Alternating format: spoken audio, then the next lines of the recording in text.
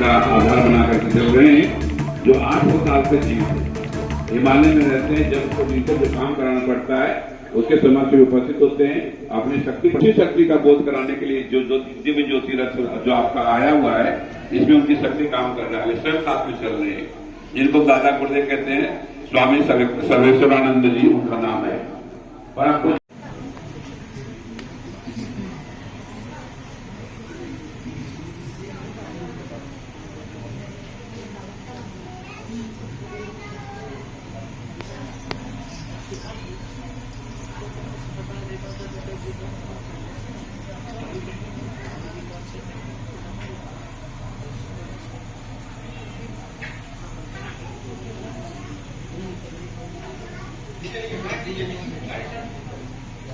क्या कुछ कहना चाहेंगे?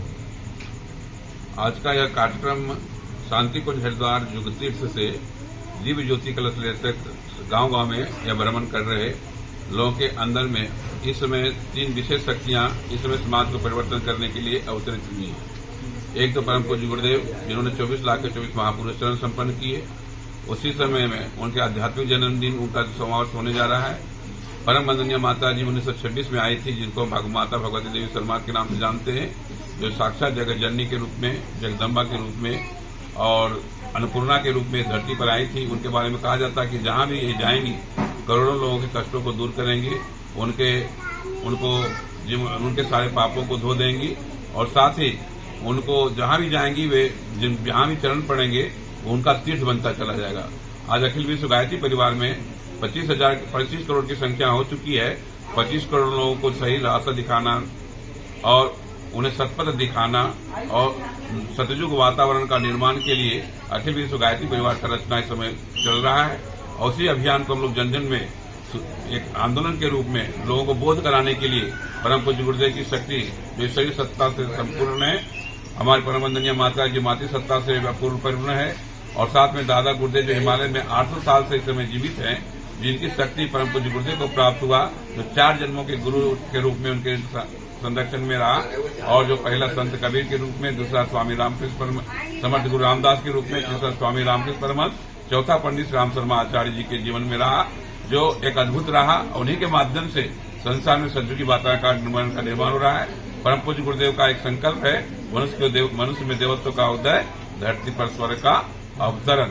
उसी लक्ष्य को लेकर के हम समाज में उसी की जानकारी लोगों को बोध कराने के लिए या दिव्य ज्योति कलश के माध्यम से हम समूह में गांव-गांव जाकर के, घर-घर में जाकर के माता गायत्री की उपासना, यज्ञ के जीवन में अपनाना और अपने को सतयुगी वातावरण के लिए अपने को तैयार करना।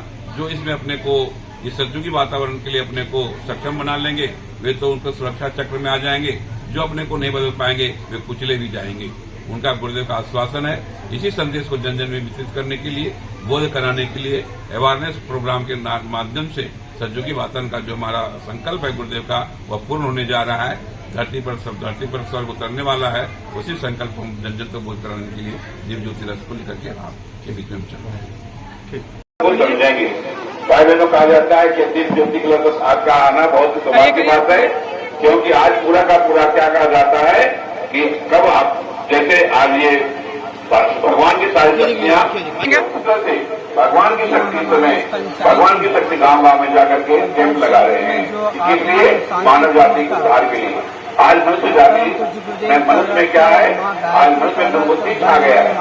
मनुष्य की दुर्बुद्धि को दूर करने के लिए, उसके जीवन में शांति लाने के लिए और मनुष्य के अभावों को दूर करने के लिए, कर्जों को दूर करने के लिए, मनुष्य के जीवन में सुख शांति लाने के लिए यह व्यवस्था आपके गांव तक पहुंचाया गया है।